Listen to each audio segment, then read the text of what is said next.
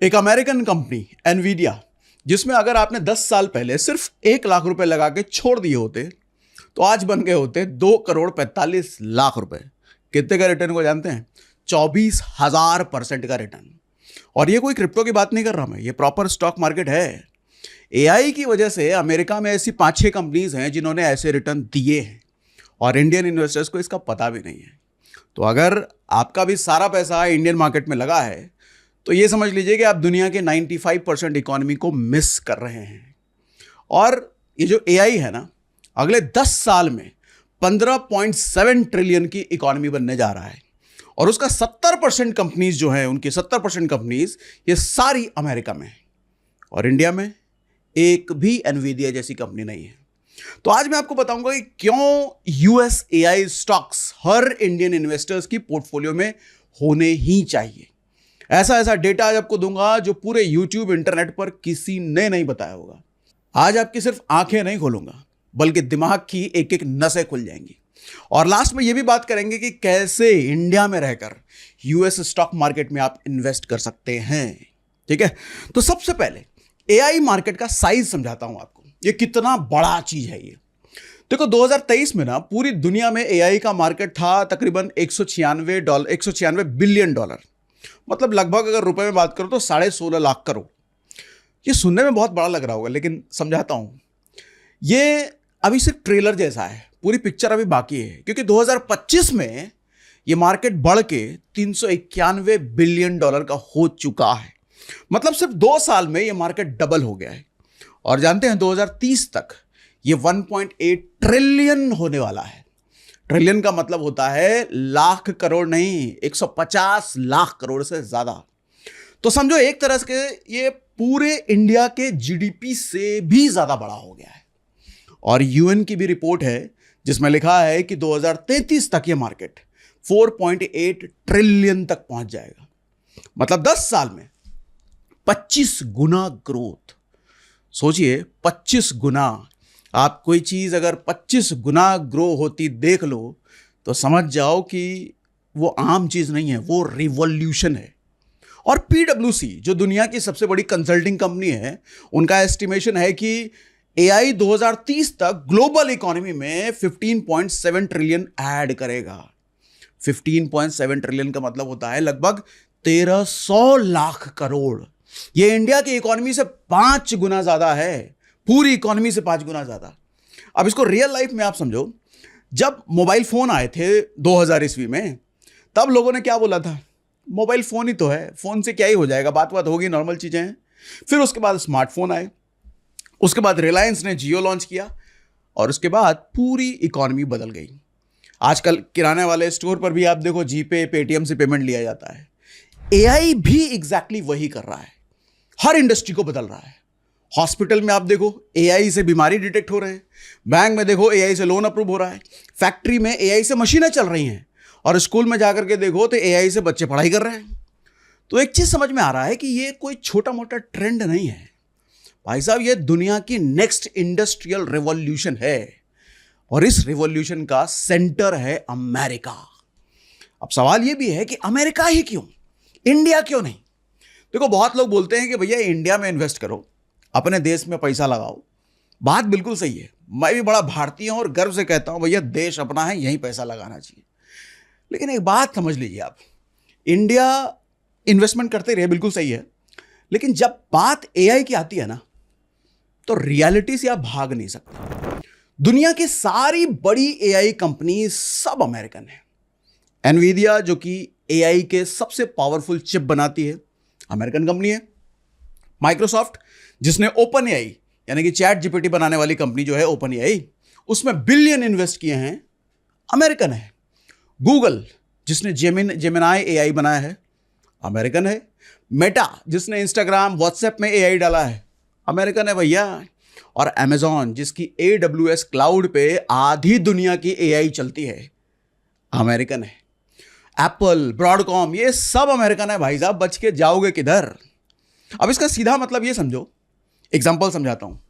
मान लो दुनिया में एक नई गोल्ड माइन मिली है। गोल्ड माइन समझते हो ना, जहां पे गोल्ड का खदान, सोने का खदान होता है, नया नया कोई मिला है, सबसे बड़ी गोल्ड माइन एवर। अब वो माइन है अमेरिका में। इंडिया में हम उसका गोल्ड खरीद तो सकते हैं, लेकिन अगर आपको डायरेक्टली उस माइन का मालिक बनना है, उसमें प्रॉफिट शेयरिंग बननी है, करना है, मतलब स्टेक होल्डर बनना है, तो आपको अमेरिका में तो इन्वेस्ट करना ही पड़ेगा। एआई भी वही गोल्ड माइन है आज के टाइम में, और उस माइन के मालिक हैं अमेरिकन कंपनीज, तो बच तो सकते नहीं। इंडिया में क्या है?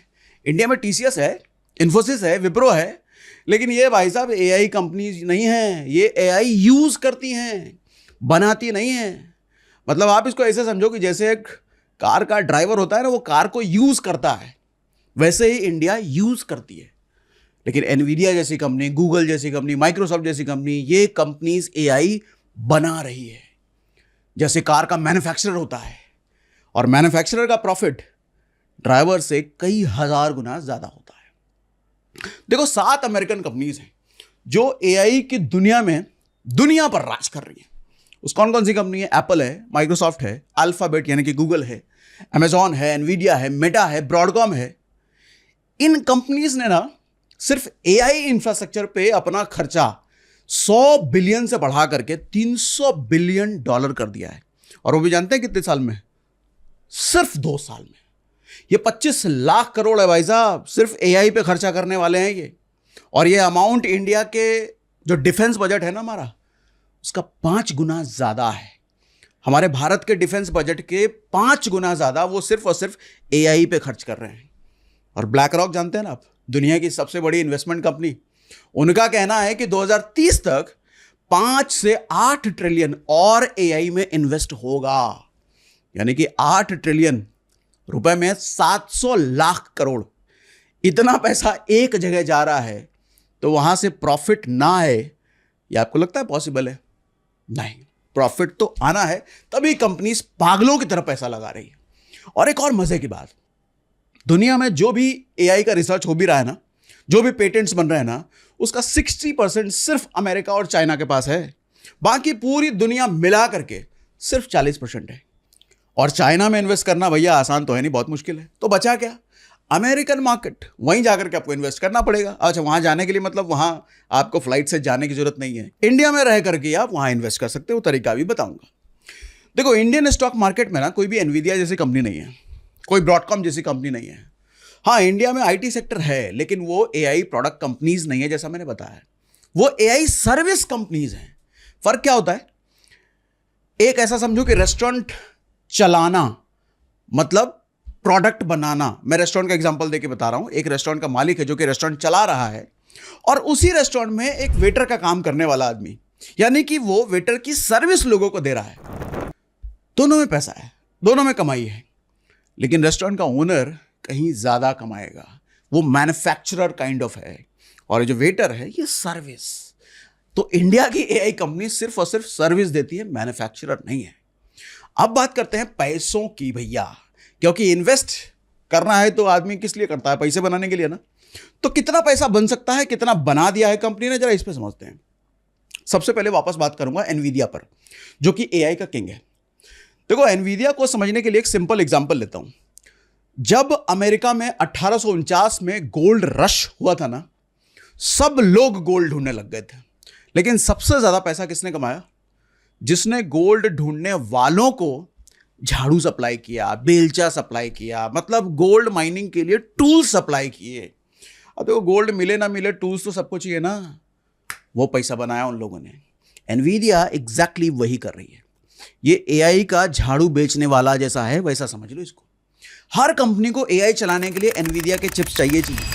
गूगल को चाहिए, मेटा को चाहिए, अमेजॉन को चाहिए, टेस्ला को चाहिए, सबको चाहिए। तो एनवीडिया के चिप्स तो बिकेंगे। अब रिटर्न्स देख लो इसके। अगर आपने 2020 में एनवीडिया में 1 लाख रुपए लगा के छोड़ दिए होते, 5 साल में आज बन गए होते 13,25,000 रुपए। 5 साल पहले किया होता तो, यानी कि रिटर्न अगर आप देखो तो 1225% का रिटर्न है। और अगर 10 साल पहले, यानी कि आज से 2016 में अगर 1 लाख रुपए लगा के छोड़ दिए होते, तो आज बन गए होते 2,45,00,000। सही सुना आपने, 1 लाख के 2.5 करोड़ रुपए बन चुके होते, यानी कि 10 साल का रिटर्न हुआ लगभग 24,000% से ज्यादा। एनवीडिया का 5 साल का कैगर CAGR है 65% और 10 साल का CAGR है 76%। अब कंपेयर करो इंडिया से। इंडिया का बेस्ट स्मॉल कैप फंड ने दिया है 24% का CAGR, एनवीडिया दे रहा है 76% का CAGR, 3 गुना से ज्यादा। और ये भी सिर्फ स्टॉक प्राइस की बात नहीं कर रहा मैं, ये रियल बिजनेस भी उतना ही स्ट्रांग है उनका।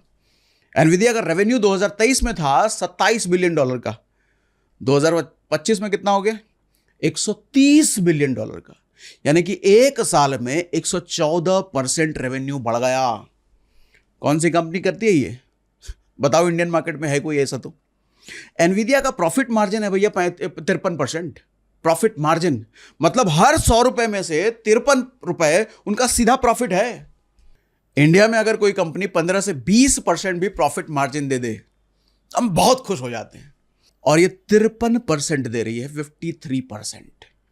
अब ब्रॉडकॉम की बात कर लेता हूं। देखो, ब्रॉडकॉम ये कंपनी है एआई का दूसरा सबसे बड़ा खिलाड़ी, इसको समझो आप। ब्रॉडकॉम को आप ऐसे समझो, एनवीडिया जो चिप्स बनाती है ना, ब्रॉडकॉम उसके साथ जो बाकी चीजें चाहिए होती है वो बनाता है। जैसे घर बनाने के लिए आपको सिर्फ सीमेंट नहीं चाहिए, ईंटें चाहिए, स्टील चाहिए, वायरिंग चाहिए, सब चाहिए ना। तो ब्रॉडकॉम वो कंपनी है जो कि ये ब्रिक्स और स्टील जैसी चीजें बनाती है। ये समझो, ये कस्टमाइज्ड एआई चिप बनाती है, हर कंपनी की रिक्वायरमेंट के हिसाब से अलग अलग तरीके की चीजें बना के उनको डिलीवर करती है। पिछले साल ब्रॉडकॉम का स्टॉक 60% ऊपर गया था। कंपनी का क्वार्टरली रेवेन्यू था $18 बिलियन, 28% ग्रोथ ऑन ईयर है इसका। और इनके सीईओ ने बोला है कि एआई चिप रेवेन्यू अगले क्वार्टर में ये डबल करने वाले हैं। कंपनी का ऑर्डर बैकलॉग है 73 बिलियन का, मतलब इतने ऑर्डर कंपनी के पास पहले से बड़े पड़े हैं कि उनको डिलीवर करने में साल लग जाएंगे। अल्फाबेट की भी बात कर लेता हूं। अल्फाबेट का मतलब गूगल। ये एआई का देखो सबसे पुराना खिलाड़ी है। गूगल ने एआई में इन्वेस्ट करना शुरू किया था 2014 में ही। तब लोगों को समझ भी नहीं आया था कि ये कर क्या रहे हैं, कहां इन्वेस्ट कर रहे हैं। लेकिन आज गूगल एआई हर जगह है। गूगल सर्च में आप देख लो, यूट्यूब में देख लो, जीमेल पे देख लो, गूगल मैप्स पे देख लो, और जेमिनाई एआई में देख लो भैया, चैटबॉट में। गूगल का 2025 का रेवेन्यू था $402 बिलियन। इसमें नेट इनकम था उनका $132 बिलियन। और गूगल ने अनाउंस किया है कि 2026 में वो एआई पे $175 बिलियन से $185 बिलियन तक खर्च करने वाले हैं। और ये अमाउंट इंडिया के पूरे आईटी इंडस्ट्री के रेवेन्यू से कहीं ज्यादा है। मतलब एक कंपनी का खर्च एआई पर इंडिया के पूरे आईटी सिस्टम के रेवेन्यू से ज्यादा है। और गूगल के पास क्या क्या है जानते हैं? सर्च इंजन, दुनिया का सबसे बड़ा सर्च इंजन। यूट्यूब, दुनिया का सबसे बड़ा वीडियो प्लेटफॉर्म। एंड्रॉयड, दुनिया का सबसे बड़ा मोबाइल ओएस। उसके बाद मेटा की भी बात कर लेते हैं। फेसबुक, इंस्टाग्राम, व्हाट्सएप का जो मालिक है। देखो, मेटा को लोग सिर्फ सोशल मीडिया कंपनी समझते हैं, लेकिन असल में मेटा शांति से एआई में बहुत बड़ा खिलाड़ी बन चुका है। फेसबुक, इंस्टाग्राम, व्हाट्सएप में आप एम्बेडेड एआई देखते हो। उनके 2025 में 1 बिलियन मंथली एक्टिव यूजर हो गए थे। सोचिए, 100 करोड़ से ज्यादा लोग हर महीने मेटा का एआई यूज कर रहे हैं। और मेटा ने अनाउंस भी किया है कि 2026 में वो एआई पे 115 से 135 बिलियन डॉलर खर्च करने वाले हैं। और कंपनी के $44 बिलियन कैश में पड़े हैं, मतलब पैसा है उनके पास, उधार लेने की जरूरत नहीं है, उनको लोन की जरूरत नहीं है। अब थोड़ी अलग कंपनी के बारे में बताता हूं जो शायद आपने सुना भी नहीं होगा, लेकिन ये बहुत बड़ी है। ताइवान सेमीकंडक्टर सुना है? शॉर्ट में इसको कहते हैं TSMC। इस कंपनी को ऐसे समझो कि आप एनवीडिया चिप डिजाइन करता है, लेकिन एक्चुअली मैन्युफैक्चरर कोई और करता है। कौन करता है? TSMC। दुनिया की सबसे एडवांस्ड चिप, चाहे एनवीडिया की हो, एप्पल की हो, AMD की हो, किसी की भी हो, ये सारे TSMC की फैक्ट्री में ही बनेंगे। मतलब TSMC के बिना एआई चल ही नहीं सकता। TSMC का लेटेस्ट क्वार्टर में प्रॉफिट जानते हैं? 35% बढ़ गया है ईयर ऑन ईयर। कंपनी बोल रही है कि 2026 में वो 30% ग्रो करेगी। इसका मार्केट कैप है $1.8 ट्रिलियन। और कंपनी अमेरिका में भी अब फैक्ट्रीज बना रही है। तो यूएस चाइना का टेंशन जो है, वहां भी कंपनी को थोड़ी सेफ्टी मिल जाती है। अब अगला नाम सुनो कंपनी का, माइक्रॉन टेक्नोलॉजी। ये अलग ही लेवल की कंपनी है भाई साहब। एआई की मेमोरी है ये। अगर एनवीडिया एआई का दिमाग है तो माइक्रॉन एआई की याददाश्त है। मेमोरी चिप बनाता है जो कि डेटा स्टोर करने का काम करती है। और आपको पता है बिना मेमोरी के एआई काम कर ही नहीं सकता। जैसे कि इंसान बिना याददाश्त के कुछ नहीं कर सकता, वैसे ही एआई को भी याददाश्त चाहिए होता है। माइक्रोन का स्टॉक पिछले साल 386% ऊपर गया था। ये बोलने में मिस्टेक नहीं हुआ है मेरे से, 386% एक साल में ऊपर गया था। जब इन्वेस्टर्स को यह समझ में आया कि एआई में सिर्फ जीपीयू नहीं मेमोरी भी चाहिए, तो माइक्रोन को भी भर भर के इन्वेस्टर से पैसे मिलने लग गए। अब आता हूं सबसे कॉमन डिबेट पर। ये तो मैंने कंपनियों के बारे में आपको बता दिया है। सबसे कॉमन डिबेट इन दिनों क्या चलती है, अरे भैया बड़े एआई की तारीफ कर रहे हो, एआई तो बबल है, फट जाएगा। सर बिल्कुल भी नहीं है, और साबित करता हूं अभी कैसे नहीं है। देखो ये सबसे कॉमन आर्गुमेंट है जो लोग देते हैं कि भैया 2000 में .com बबल जैसा आया था ना, वैसा ही सब कुछ हो जाएगा, सब क्रैश हो जाएगा। तो पहले आपको तो ये समझा दो कि बबल होता क्या है। देखो बबल तब होता है जब कंपनीज के स्टॉक प्राइस बिना रियल बिजनेस के बढ़े जा रहे हैं। अब आप पूछोगे ऐसा कैसे हो सकता है, बिना रियल बिजनेस के स्टॉक प्राइस कैसे बढ़ जाएंगे? अरे भैया यही तो खेल होता है, बिना बिजनेस के होता है। 2000 में यही तो हुआ था। एक कंपनी थी pets.com 2000 में, जिसके पास कोई रेवेन्यू नहीं था, कोई प्रॉफिट नहीं था, लेकिन सिर्फ एक वेबसाइट थी और एक आइडिया था। और यह देख करके लोग इतने पगला गए थे कि करोड़ों रुपए उनके स्टॉक में लगा रहे थे।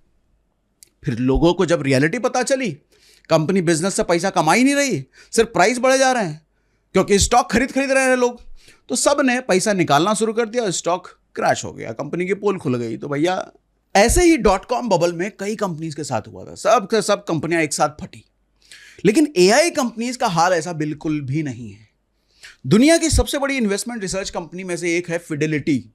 उनकी रिपोर्ट कहती है कि 2026 तक कोई भी क्लासिक बबल के वार्निंग साइन है ही नहीं। ना कंपनीज का कैश फ्लो वीक हो रहा है, ना कर्जा बढ़ रहा है। 2025 में एआई स्टॉक की जो प्राइस बढ़ी है ना, वो रियल अर्निंग ग्रोथ से बढ़ी है, मतलब रियल बिजनेस से बढ़ा है। देखो होता क्या है कि एक दुकान की अर्निंग बढ़े बिना उसकी वैल्यू बढ़ जाए तो वो बबल है। लेकिन अगर दुकान की अर्निंग डबल हो जाए और उसकी वैल्यू भी डबल हो जाए तो वो रियल ग्रोथ है, रियल बिजनेस है। एआई स्टॉक में एग्जैक्टली यही हो रहा है। कंपनी सच में ज्यादा कमा रही है, इसलिए स्टॉक प्राइसेस बढ़ रहे हैं। मगर हां, ये बात भी जान लो कि क्या फ्यूचर में करेक्शन आ सकता है? बिल्कुल आ सकता है। देखो 10 से 15% का करेक्शन नॉर्मल है, हर मार्केट में आता है। लेकिन क्रैश अलग बात है, करेक्शन अलग बात है। अब सबसे मुद्दे की बात आओ, इंडियन इन्वेस्टर के लिए क्यों जरूरी है यूएस एआई स्टॉक? देखो सबसे प्रैक्टिकल सवाल है, नहीं, एआई बहुत बड़ा हो चुका है, इसमें कोई शक नहीं है, और एआई की सारी कंपनीज किधर है? अमेरिका में। लेकिन मुझे इंडिया में बैठ के क्या फर्क पड़ता है इससे? मैं क्यों इन्वेस्ट करूं यूएस में? 3 स्ट्रॉन्ग रीजन देता हूं, 3। रीजन नंबर 1, रूपी डेप्रिसिएशन का डबल फायदा। ध्यान से समझना इसको। देखो बहुत कम लोग ये चीज समझ पाते हैं। 2010 में $1 की वैल्यू थी 46 रुपए के आसपास। आज 2026 में $1 की वैल्यू है 87 रुपए के आसपास, 87 क्या 90 हो गया। मतलब डॉलर की वैल्यू रूपी के अगेंस्ट ऑलमोस्ट डबल हो गई 15 साल में। अब अगर आपने 2010 में $1000 के यूएस स्टॉक खरीद लिए होते, मतलब 46,000 रुपए लगा दिए होते, और अगर उस स्टॉक की प्राइस बिल्कुल भी नहीं बढ़ी होती, बिल्कुल सेम रहती, लेकिन डॉलर तो एप्रिशिएट हो रहा है ना, तब भी आज उसकी वैल्यू हो जाती 87,000 रुपए बिना स्टॉक बढ़े। मतलब 41,000 रुपए का प्रॉफिट आपको सिर्फ और सिर्फ करेंसी के मूवमेंट से हुआ। ये मैंने कब बात कर रहा हूं? जब स्टॉक प्राइस नहीं बढ़ा, सिर्फ करेंसी की प्राइस मूव हो गई, करेंसी की प्राइस बढ़ गई, उसकी वजह से आपको डबल का फायदा हो जाता है। और अगर स्टॉक भी बढ़ गया तो आपको 2 जगह से रिटर्न मिल रहा है यहां पर। नंबर 1 स्टॉक प्राइस का रिटर्न, यानी कि कंपनी की ग्रोथ से रिटर्न मिला। दूसरा करेंसी का रिटर्न मिला, मतलब डॉलर की जो प्राइस बढ़ रही है, डॉलर जो स्ट्रांग हो रहा है, उसका भी रिटर्न मिला। तो एक तरीके से ये समझ लो ये डबल इंजन वाली सरकार हो गई। 2 इंजन लगे हैं इसमें। इंडिया में इन्वेस्ट करो तो एक ही इंजन मिलेगा, यूएस में इन्वेस्ट करो तो 2 इंजन मिलेगा। पिछले 15 साल में सिर्फ करेंसी मूवमेंट से 5% एक्स्ट्रा एनुअल रिटर्न मिला है यूएस इन्वेस्टर्स को, और ये फ्री का पैसा है। फ्री का पैसा क्यों? अपने आप बढ़ रहा है भैया, आपको स्टॉक की ग्रोथ देखने की जरूरत है नहीं। स्टॉक ना भी बढ़े तो भी ये बढ़ेगा। रीजन नंबर 2 सुनो, डाइवर्सिफिकेशन। क्या कहते हैं, सारे अंडे एक टोकरी में नहीं रखना, बड़ी पुरानी कहावत है ना। लेकिन ये बात बिल्कुल सही है। अगर आपने सारा पैसा सिर्फ इंडियन मार्केट में लगाया है तो आप दुनिया की सिर्फ 4 से 5% इकोनॉमी में इन्वेस्टेड हो, ये समझ लो। बाकी 95% इकोनॉमी आप मिस कर रहे हो। अमेरिका दुनिया की सबसे बड़ी इकोनॉमी है, ग्लोबल जीडीपी का 25% अकेला अमेरिका है, और एआई रिवॉल्यूशन का 70% से ज्यादा अमेरिका में ही हो रहा है। सोचिए अगर 2000 में किसी ने बोला होता कि सिर्फ इंडियन ऑटो स्टॉक में ही इन्वेस्ट करो, ग्लोबल कंपनीज मत देखो, तो वो लोग टेस्ला मिस कर गए होते, बीवाईडी मिस कर गए होते। वैसे ही आज अगर सिर्फ इंडियन मार्केट में रहे तो एनवीडिया मिस करोगे, गूगल मिस करोगे, मेटा मिस करोगे, ये सब मिस हो जाएंगे भैया। और एक और बात, जब इंडियन मार्केट गिर रहा होता है ना, तब जरूरी नहीं है कि यूएस मार्केट भी उसी समय गिर रहा हो। 2020 याद है, 2020 में जब इंडियन मार्केट क्रैश हुआ, यूएस टेक स्टॉक्स ने सबसे फास्टेस्ट रिकवरी दी थी उस वक्त। मतलब डाइवर्सिफिकेशन का फायदा मिला। डाइवर्सिफिकेशन मतलब अगर एक मार्केट गिर रहा है तो दूसरा संभाल ले, ये होता है फायदा। अब रीजन नंबर 3 सुनो, इंडियन कंपनीज में एआई इन्वेस्टमेंट का ऑप्शन है ही नहीं, और ये सबसे इंपॉर्टेंट रीजन है। इंडियन स्टॉक मार्केट में आप चाहकर भी एआई रिवॉल्यूशन का सीधा फायदा नहीं उठा सकते। इंडियन मार्केट में कोई भी एनवीडिया नहीं है जो एआई चिप बनाए, कोई भी ब्रॉडकॉम नहीं है जो कस्टमाइज्ड एआई चिप बनाए, कोई ओपन एआई नहीं है जो एआई मॉडल्स बनाए, कोई टीएसएमसी नहीं है जो एडवांस चिप्स मैन्युफैक्चर बने। हाँ टीएसएस है अपने, टीसीएस है अपने, हाँ इन्फोसिस है। ये कंपनीज फिर से बताता हूं एआई सर्विस देती है भाई साहब, लेकिन ये एआई प्रोडक्ट नहीं बनाती। फर्क समझो, फिर एक एग्जांपल देता हूं। जोमैटो जानते हो ना, जोमैटो अपना ऐप बनाता है और करोड़ों कमाता है। वो प्रोडक्ट कंपनी है, प्रोडक्ट बनाया उसने, लेकिन एक डिलीवरी बॉय है जो खाना डिलीवर करता है, वो सर्विस दे रहा है। दोनों में पैसा है, दोनों पैसा कमा रहे हैं, लेकिन जोमैटो का फाउंडर अरबपति है, डिलीवरी बॉय नहीं। इंडियन आईटी कंपनी सिर्फ डिलीवरी बॉय है। ये बात मुझे बोलने में भी दुख हो रहा है कि मैं खुद एक इंडियन हूं, लेकिन सच्चाई तो यही है, भाग नहीं सकते इससे। अमेरिकन कंपनीज जोमैटो है भाई साहब, वो प्रोडक्ट बना रही हैं। और अगर आपको एआई रिवॉल्यूशन का रियल वेल्थ क्रिएशन चाहिए तो यूएस मार्केट में जाना ही पड़ेगा, कोई ऑप्शन आपके पास है नहीं। अब सवाल आता है कैसे इन्वेस्ट करें इंडिया में रह करके, तो बड़ा सिंपल है भाई साहब, बहुत सिंपल है। बहुत लोग सोचते हैं बड़ा डिफिकल्ट होगा, यूएस में इन्वेस्ट करना बहुत मुश्किल होगा, बहुत पैसा लगेगा, बहुत कॉम्प्लिकेटेड होगा। लेकिन आपको बता दूं 2026 में पढ़े हैं, मतलब पढ़े हैं कि पहुंच गए हैं, यहां बहुत इजी हो चुका है। आपको लिटरली 10 मिनट लगेगा पूरे यूएस मार्केट इन्वेस्टिंग को समझने के लिए। बता दूं कैसे? तो सबसे पहले मैं मोबाइल की स्क्रीन पर आता हूं, तब आपको एक एक चीज समझाता हूं। ये देखो, ओके सो मेरी स्क्रीन अब आपके सामने आ गई।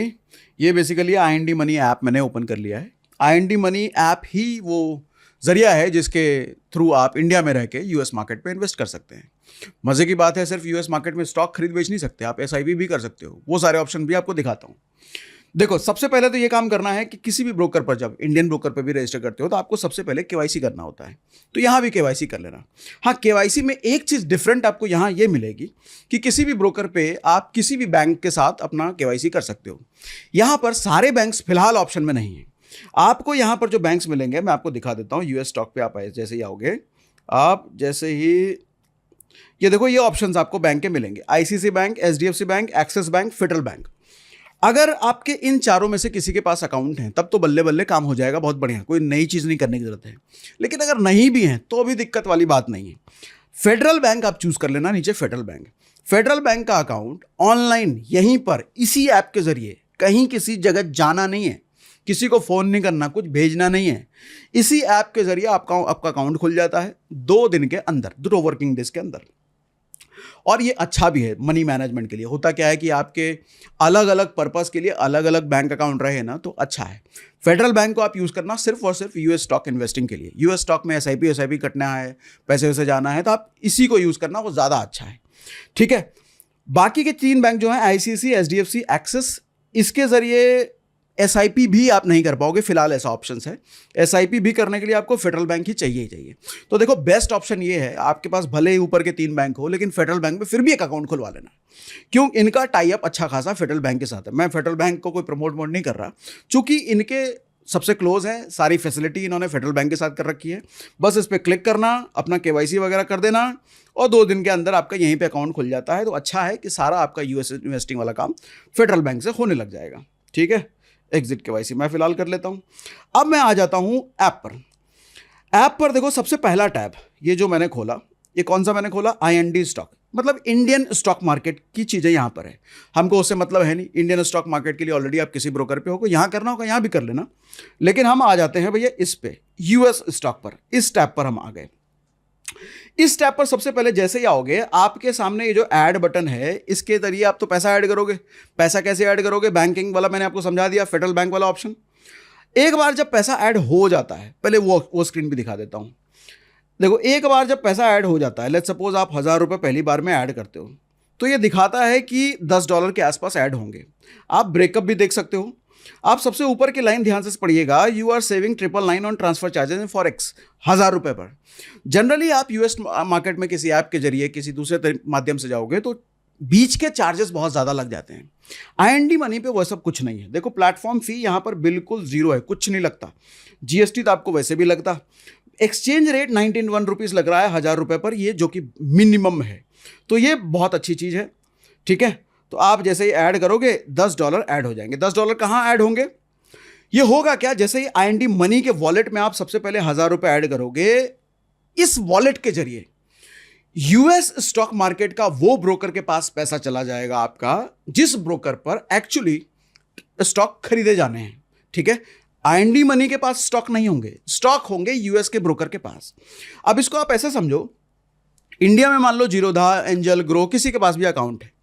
कल को अगर जीरोधा, ग्रो, एंजल नहीं रहे तो आपके शेयर्स खत्म हो जाएंगे क्या, नहीं, क्योंकि वो CDSL डिपॉजिटरी में होता है, तो आप वहां से कल को शेयर खरीद बेच सकते हो।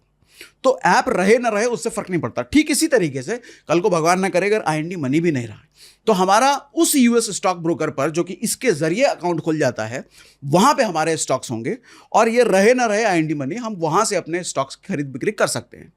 आप अगर जानना चाहते हो कि मेरा अकाउंट नंबर वहां का क्या है, कौन सा ब्रोकर है, तो यहाँ पर चैट का ऑप्शन मिलता है, या इनका कस्टमर केयर भी, आप इनको फोन करके, इनको चैट करके अपना अकाउंट डिटेल ले सकते हो। ठीक है, ये मैंने आपको बता दिया। अब हम वापस बैक आते हैं। जैसे ही वॉलेट में पैसा ऐड हो जाएगा आपको कुछ ऐसा दिखने लग जाएगा। अब मैं एक स्टॉक बाय करता हूं, करके आपको दिखा देता हूं। अच्छा, ये तो मैंने वॉलेट खोल लिया, बैक आ जाता हूं। अब स्टॉक की लिस्ट देखो आपके सामने दिख रही है। आप एक बार एक काम करना, SIP वाले टैब पर आ जाना। SIP वाले टैब पर आप जैसे ही आओगे ना, आपको स्टॉक्स की लिस्ट कैटेगरी वाइज दिखती है। देखो जैसे पॉपुलर ब्रांड के हिसाब से AI स्टॉक्स आपको देखने हैं, सेमीकंडक्टर आजकल बहुत ट्रेंड में है उसके देखने हैं, सेलिब्रिटी स्टॉक देखने हैं। तो लेट्स सपोज मैं टेक एंड AI पर क्लिक कर देता हूं, तो AI के जो जो स्टॉक्स हैं वो पूरी लिस्ट इसके नीचे मेरी आ गया। ठीक है, अगर आपको SIP करना है इन स्टॉक्स में या वन टाइम खरीदना है, वन टाइम खरीदने का ऑप्शन तो आप सीधा इस पर क्लिक करो और बाय कर दो। और यहीं पर देखो SIP का भी बटन है।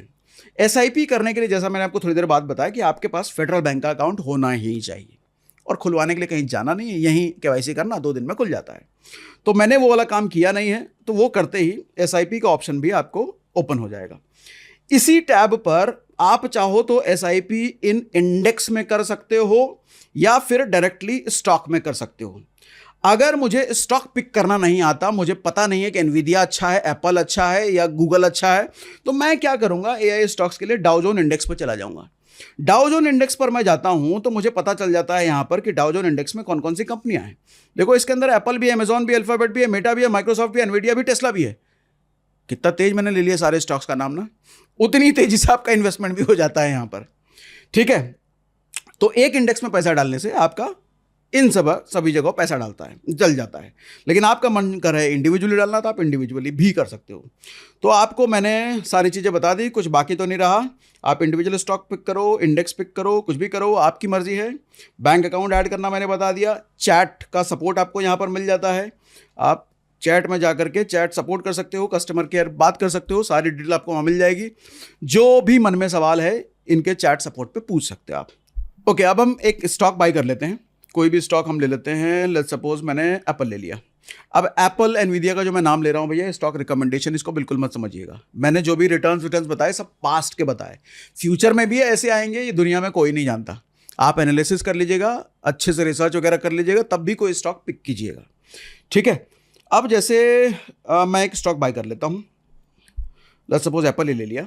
यहाँ पर देखो दिखा रहा है कि आपको कम से कम ना, सॉरी यहाँ पे कहा गया वो ऑप्शन, हाँ यहाँ पे है, कम से कम आपको $1.01 का आपको स्टॉक खरीदना है। तो मैं $2 ही कर लेता हूँ, तो $2 मैंने ले लिया, बाय कर देता हूँ। ये हो गया भैया एप्पल का शेयर, मेरा खरीदा गया $2 का। यहाँ पे पूरी डिटेल आप देख सकते हो कि भैया मार्केट ऑर्डर लगा है। अभी चूंकि यूएस मार्केट बंद है, मैं दिन में आपसे बात कर रहा हूँ, अब इंडियन मार्केट खुला है, यूएस मार्केट बंद है, तो अभी स्टॉक ऑर्डर लग गया है, लेकिन एग्जीक्यूट कब होगा, जब यूएस मार्केट ओपन हो जाएगा, ठीक है। तो जैसे ही stock market US market open होगा, ये ऑर्डर आपको आपकी उसमें पोर्टफोलियो में दिखने लग जाएगा। तो ये सारी चीज़ें मैंने बता दी। देखो यहाँ पे चैट अस भी है, इनसे चैट करो, भैया मेरा इन्वेस्टमेंट कितना सेफ है, आप इनसे ही पूछो मेरा इन्वेस्टमेंट सेफ है कि नहीं, आप इनसे कुछ भी पूछ सकते हो, ये आपको जवाब देंगे भैया।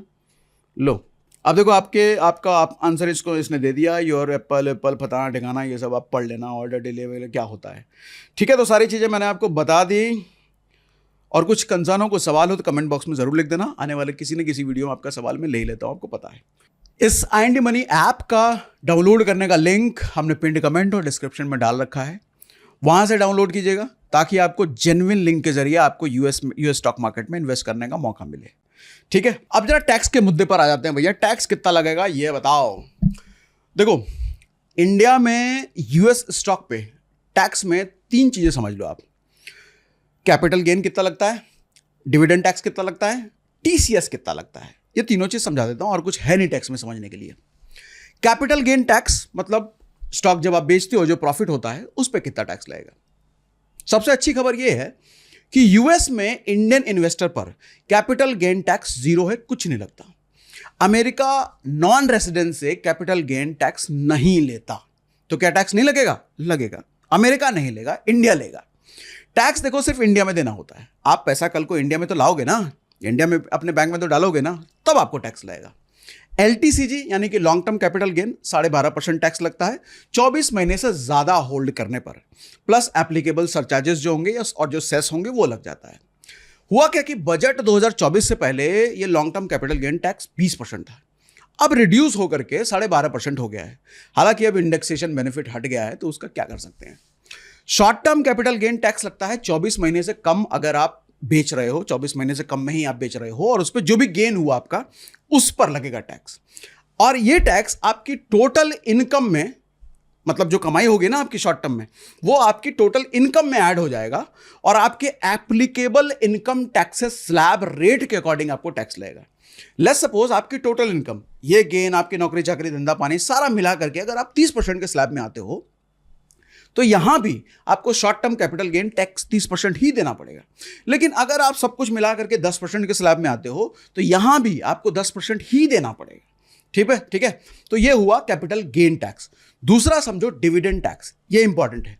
डिविडेंड टैक्स सिर्फ उन लोगों के लिए एप्लीकेबल है जो कि ऐसे स्टॉक में इन्वेस्ट कर रहे हैं जिनसे डिविडेंड आता है, ठीक है। अगर ग्रोथ स्टॉक में हो जिन पे डिविडेंड नहीं मिलता तो आपके लिए इंपॉर्टेंट नहीं है, लेकिन फिर भी समझ लो, समझा देता हूं। यूएस में dividend per flat 25% with holding tax लगता है। मतलब आपने जैसे ही कोई स्टॉक बेचा, जो भी आपको बेचा नहीं, डिविडेंड मिला, उस पर 25% यूएस ले लेगी। ये इंडिया यूएस DTAA ट्रीटी की वजह से है, वरना 30% आपको लगता है। समझाता हूं। अगर कंपनी ने मान लो आपको $100 डिविडेंड दिया, किसी यूएस की कंपनी ने, तो $25 अमेरिका वहीं काट लेगा। बाकी आपको कितना मिलता है आपके हिस्से में, $75 आता है। और चूंकि यूएस ऑलरेडी डिविडेंड्स पर टैक्स काट चुका है, ले चुका है, तो वो पैसा जब इंडिया आप लाओगे तो आपको इंडिया में इस पर टैक्स नहीं देना होगा। डबल टैक्स नहीं लगता। जिस पैसे पर यूएस ने टैक्स काट लिया उस पर इंडिया में नहीं देना, जिस पैसे पर यूएस ने टैक्स नहीं काटा उस पैसे पर इंडिया में देना है, ठीक है। समझ गया। कैपिटल गेन टैक्स समझा दिया, डिविडेंड समझा दिया। अब टीसीएस समझ लो। टीसीएस क्या होता है, टैक्स कलेक्टेड एट सोर्स, मतलब पैसा भेजते वक्त आपको टैक्स लगता है। पैसा भेजते वक्त मतलब आप IND मनी के जरिए यूएस ब्रोकर के पास पैसा भेज रहे हो। 10 लाख रुपए तक की आउटवर्ड रेमिटेंस, मतलब 10 लाख रुपए तक अगर आप ऐड कर रहे हो, वहां भेज रहे हो, इस पे कोई टीसीएस नहीं लगता। मतलब जब आप अपने बैंक से पैसा वॉलेट में ऐड कर रहे हो और वो यूएस ब्रोकर के पास जा रहा है, ये तब की बात कर रहा हूं मैं। और अगर 10 लाख से ऊपर आप भेज रहे हो, 10 लाख से ऊपर डाल रहे हो, तो 20% टीसीएस लगेगा। यानी कि 10 लाख का 20% हो गया 2 लाख रुपए। आपका कोई 2 लाख रुपए टीसीएस लग जाएगा, टेंशन ना लो, ये लगेगा जरूर, लेकिन आप वापस इसको ले सकते हो। कैसे? ये देखो, टीसीएस कोई एक्स्ट्रा टैक्स नहीं होता, ये एडवांस टैक्स जैसा होता है। जैसे हम टीडीएस नहीं भरते, बाद में हम आईटीआर फाइल करते वक्त ले लेते हैं, ये वैसा ही टीसीएस है। आईटीआर फाइल करते वक्त आपको इसका क्रेडिट मिल जाता है या आप उसका रिफंड भी ले सकते हो। ठीक है, तो ये 3 चीजें टैक्स के मामले में समझना इंपॉर्टेंट है। अब जरा इसके साथ रिस्क भी हम समझ लेते हैं, क्योंकि सारा कुछ अच्छा तो नहीं हो सकता ना, कुछ रिस्क भी होगा। हाँ, तो रिस्क भी समझा देता हूं। देखो, आंख बंद करके इन्वेस्ट नहीं करना है, और मैं वो आदमी नहीं हूं जो कि सिर्फ अच्छी बातें आपको बताऊं और रिस्क छुपा लूं। ना, सब बताएंगे भैया, इसलिए ऑनेस्टली बता रहा हूं कि क्या क्या रिस्क है इसमें। रिस्क नंबर 1, वैल्यूएशन रिस्क हो सकता है। वैल्यूएशन रिस्क क्या होता है? आपको यह देखना है क्या स्टॉक बहुत महंगा है तो नहीं है। कुछ एआई स्टॉक के पीई रेशियो बहुत हाई पहुंच गए हैं। अब जैसे एनवीडिया की बात कर लूं, एनवीडिया का PE ratio, price to earning ratio, around 50 पार कर चुका है। मतलब लोग कंपनी की 1 साल की कमाई का 50 गुना प्राइस पे कर रहे हैं।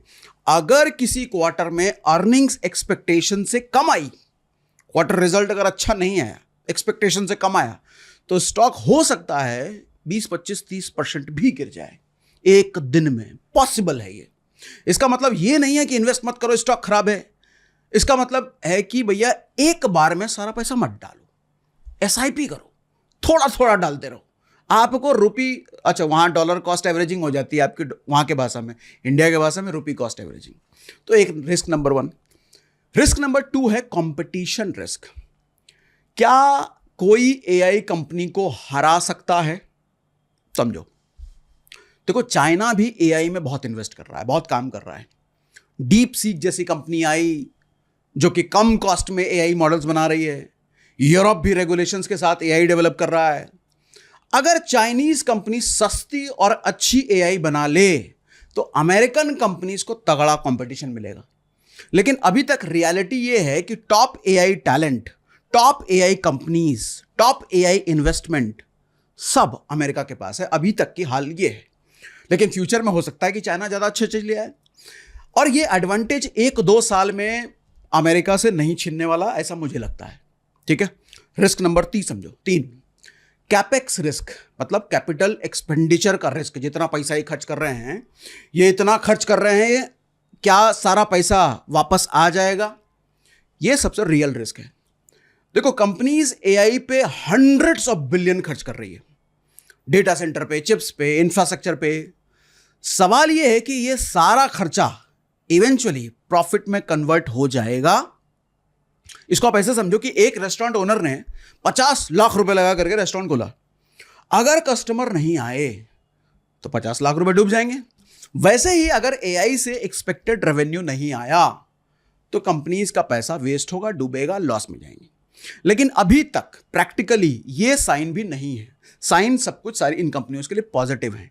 मेटा का एआई से एड रेवेन्यू लगातार बढ़ता जा रहा है, गूगल का सर्च बेहतर होता जा रहा है, कंपनीज एआई टूल के लिए पे कर रही है, तो पैसा वापस इसलिए अभी तक तो आ रहा है। लेकिन फ्यूचर में भी आता रहेगा या नहीं, ये देखना पड़ेगा। ठीक है, अब एक बात समझ लीजिए ध्यान से। 1995 में इंटरनेट जब आया था ना, तो लोगों ने बोला था ये बकवास चीज है, कंप्यूटर पे क्या ही हो जाएगा। लेकिन जिसने तब अमेजॉन का स्टॉक खरीदा था सिर्फ $2 के आसपास ना, आज वो 200% से ऊपर की प्रॉफिट पर है। 2007 में जब आईफोन आया था ना, तो लोगों ने बोला था कि इतना महंगा फोन कौन खरीदेगा भाई। लेकिन जिसने तब एप्पल के स्टॉक खरीदे थे ना, आज वो 50 गुना से ऊपर के प्रॉफिट पर बैठा है। 2016 में जब जियो आया था ना, तो लोगों ने बोला था फ्री इंटरनेट से क्या ही हो जाएगा, अच्छा नहीं होगा। लेकिन तब जिसने रिलायंस के स्टॉक लिए थे, आज वो 10 गुना से ऊपर के रिटर्न पे बैठा है। हर बार देखो जब कोई बड़ी टेक्नोलॉजी आई है, पहले लोग हंसे हैं, फिर इग्नोर किया है, और फिर बहुत बाद में लेट रियलाइज किया है और पछतावा हुआ है, रिग्रेट हुआ है, कुछ नहीं। एआई का ये हाल आज कुछ वैसा ही है। एआई वो टेक्नोलॉजी है जो internet plus smartphone plus cloud, ये सब मिला के जितनी बड़ी है ना, उससे भी ज्यादा एआई अकेले ज्यादा बड़ा है। ग्लोबल इकोनॉमी में 15 ट्रिलियन ऐड करेगा ये कंपनीज, डेटा कह रहा है। दुनिया की सबसे पावरफुल कंपनीज इसमें हंड्रेड्स ऑफ बिलियन इन्वेस्ट कर रही है। और आपके पास ऑप्शन है, सिर्फ 1,000 रुपए महीने से एसआईपी के जरिए आप इसमें इन्वेस्टमेंट कर सकते हो। सिर्फ 1,000 रुपए महीने से आपको billions of hundreds of dollar invest करने की जरूरत नहीं है। तो एसआईपी करो यूएस एआई स्टॉक में, और 10-15 साल बाद ये डिसीजन हो सकता है कि आपकी जिंदगी का बहुत अच्छा डिसीजन हो। लेकिन याद रखिए, ये फाइनेंशियल एडवाइस बिल्कुल भी नहीं है। ये एक एजुकेशनल पूरा कंटेंट मैंने आपके लिए बनाया। तो अपना रिसर्च किसी भी स्टॉक, किसी भी इंडेक्स को चुनने के लिए जरूर कीजिए।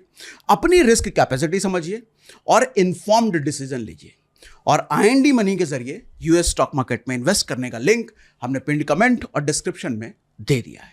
और इसके साथ मुझे कमेंट बॉक्स में ये जरूर बताना कि ये पूरा सेशन, ये पूरा कंटेंट आज तक इतनी क्लैरिटी के साथ एआई के बारे में बताया था किसी ने? AI stocks, AI industry, AI market के बारे में इतना डिटेल इंफॉर्मेशन दिया था किसी ने? मुझे तो पक्का पता है किसी ने अब तक नहीं दिया होगा। भैया बहुत मेहनत लगी है, मुझे 3 दिन लगे हैं इस पूरे रिसर्च को तैयार करने में आपके लिए, ताकि आसान भाषा में आप तक लेकर आऊँ। और आपको भी ऐसा लग रहा है कि भैया क्या डिटेल इंफॉर्मेशन दी हो, मज़ा आ गया जानकारी लेकर के, तो कमेंट बॉक्स में लिख के जरूर बताइएगा। और लोगों को भी शेयर कीजिए, बताइए भैया चीज़ें ग्रो हो रही है, एआई इंडस्ट्री बदल रहा है, इसके यूज़ पूरे दुनिया को बदल के रख देंगे। वीडियो शेयर उन तक जरूर कीजिए ताकि लोगों को भी पता चले।